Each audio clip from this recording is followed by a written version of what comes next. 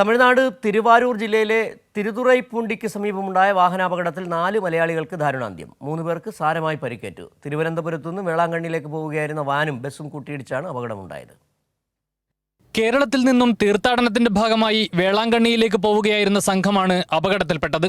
നാഗപട്ടണത്ത് നിന്ന് രാമനാഥപുരത്തേക്ക് പോവുകയായിരുന്ന തമിഴ്നാട് സർക്കാർ ബസ്സും തിരുവനന്തപുരത്ത് നിന്ന് 7 വിനോദസഞ്ചാരികളുടെ സംഘവുമായി വേളാങ്കണ്ണിയിലേക്ക് പോവുകയായിരുന്ന ഒമ്നി വാനും തമ്മിൽ കൂട്ടിയിടിച്ചാണ് അപകടമുണ്ടായത്. തിരുവാരൂർ ജില്ലയിലെ തിരുത്തുറൈപ്പൂണ്ടിക്കടുത്തുള്ള കരുവേപ്പഞ്ചേരിക്ക് സമീപത്ത് വെച്ചായിരുന്നു അപകടം.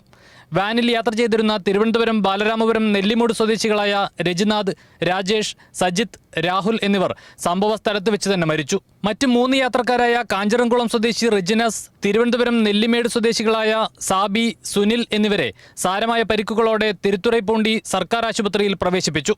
മരിച്ചവരുടെ മൃതദേഹങ്ങൾ പോസ്റ്റ്മോർട്ടം നടപടികൾക്ക് ശേഷം ബന്ധുക്കൾക്ക് വിട്ടു നൽകും. അതേസമയം സംഭവത്തിൽ വീരയൂർ പോലീസ് കേസെടുത്തു.